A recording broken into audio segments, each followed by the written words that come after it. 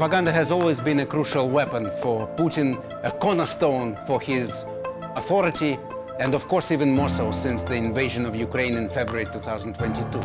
Владимир Путин на Петербургском форуме, как мы слышали, подчеркнул очевидное: мы же один народ с украинцами, поэтому если смотреть с точки зрения нашего исторического единства, вся Украина наша. The return of Donald Trump to the White House has forced Russian propaganda machine to adapt, to make changes to their standard narrative, when the usual picture was that it is the evil West which is trying to ruin and destroy Russia. And this image had to be altered to accommodate a figure like Trump. Трамп представляет вот этот мир реалий, мир ощущений, который базируется в том числе и на простых традиционных ценностях. Donald Trump has been quite a disrupting presence.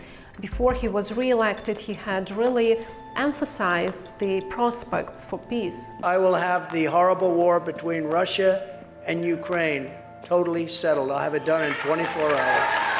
Ukrainian media were quite optimistic about Trump. Every small tweet of his was reported, his inauguration became a real media event. But 9 months have passed, and what we see now is fatigue. Trump bombards the world with his social media posts and his random statements, but very little has actually moved.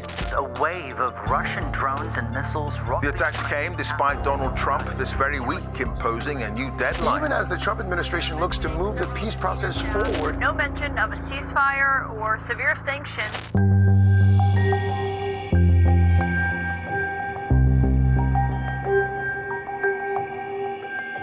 We cover this war and Russia from the outside, but for us it's obvious, it's clear that Putin and the Kremlin have learned how to deal with Trump and his unpredictability.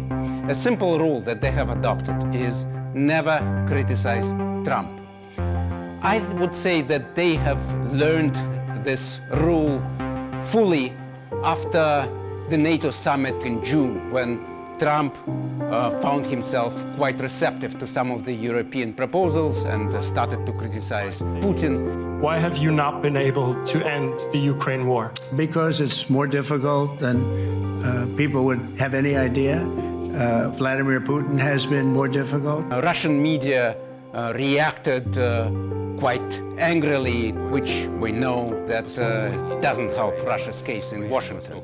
Поговорить о том, как проходит саммит НАТО в Гааге. Проходит он, правда, пока, тухловатенько, я бы сказал. So, since then, instead of counterattacking Trump when Trump attacks Putin, Russian propaganda machine came out with a different solution. Whenever Trump says something inconvenient about Putin or Russia, Russian mainstream media would simply cut out any reference to Putin. For example, Trump would often post something online about Russia-Ukraine war, and in these posts he would often criticize both Zelensky and Putin, as he often does, but only the quote about Zelensky would make its way to Russian news, and Russian propaganda would highlight it, would embrace it, would repeat it, but the stuff about Putin won't be referred to, it will be simply censored. Ultimately, the major propaganda message at home in Russia is that there are two peacemakers who actually really want to end this conflict, and those two men of peace are Putin and Trump. When Putin and Trump met in Alaska in August, Russian media was full of joy and pride. Уровень приема фантастический. Но я просто реально не могу вспомнить, когда американский президент не только бы с ковровой красной дорожкой, но и лично встречал у трапа. The main message was that Putin cannot and never will be isolated, celebrating the fact that all attempts to isolate Putin have failed, with a natural triumphal follow-up later in September in China. Рука об руку, глаза в глаза. Что за принципы глобального управления обсуждают в Китае дракон, слон и медведь? Putin's goal in his game with Trump is clear. He already learned, he already knows that he cannot recruit Trump and flip him over and have him as his full-scale loyal ally. But he can learn how to master Trump and how to outplay Trump. he can take advantage of the lack of expertise on Ukraine in Trump's team and persuade him in legitimacy of his demands. Ultimately, the major victory for Putin politically and in terms of optics and propaganda is that he deals with Trump as his peer. And Russian media really pushes that. Putin and Trump are new Churchill, Roosevelt, and Stalin of our times. They reshape the world and they decide the future of Ukraine and the future of Europe, for that matter. That's the story that Russian media keeps pushing.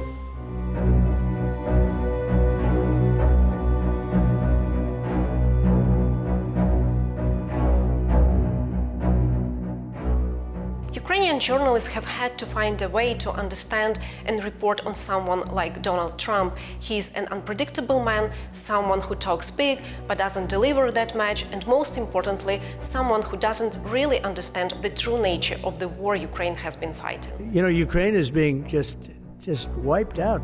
Look at what's happening to the cities. There are cities, there's not even a building standing. Undeniably, the most shocking political and media moment between Trump and Zelensky happened at the meeting at the Oval Office in February 2022. It's an honor to have President Zelensky. The whole thing began quite normally and then it just exploded. No, you've done a lot of talking. First journalists that covered it didn't know how to react, so there was a lot of shock, even confusion. I don't think you'd be a tough guy without the United States. You're either going to make a deal or we're out. Once the surprise had worn off, there was a lot of anger. Many Ukrainian journalists felt that the victim of the war was being scolded and made look ungrateful. If you didn't have our military equipment. There are many people in Ukraine, including many journalists, who have their criticisms of Zelensky. But what happened with Trump really made people think. It was a moment when we realized how vulnerable we are right now. Мають усвідомити, що мова йде не про персонально Зеленського, що мова йде про атаку на інституцію і про атаку на українську державність. All the anger online was contrasted to some extent with the realization in Ukraine's mainstream media. Trump often lashes out at any criticism. Anything could spark a backlash. So after the initial shock, television coverage soon became more careful. Отже, кадри, які безперечно увійдуть в історію, суперечка президентів в Білому домі. Of course, here in Ukraine, we aren't just watching how Trump deals with our leaders, but also with others, especially Putin and Russia. And what we saw in Alaska was just a confirmation of what we were anxious about. Thank you very much, Vladimir. Next time in Moscow. Oh, that's an interesting one. Mainstream outlets, the big Ukrainian television channels, attempted to provide a reserved, neutral coverage, but you could still sense the bitterness, especially when the red carpet was rolled out for Putin, but also the warm handshake, the pat on the shoulder. Those were small gestures, but they generated a lot of attention and a lot of criticism here in Ukraine.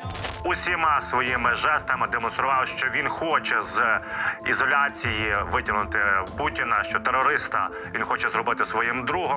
The follow-up meeting with Zelensky and the European leaders helped calm some nerves. There were no clashes and it almost felt uneventful, especially compared to the awful meeting in the Oval Office in February. But still, that meeting also reinforced the question that is hanging over all of us. Is Trump committed, and to what extent is he committed to enabling Europe to stay united on Ukraine? Thank you for watching. Hit that like button and leave us a comment to let us know what you thought about anything we covered this week. And don't forget to follow us on social media. The links are in the description, and you can also subscribe to our newsletter for updates from the show.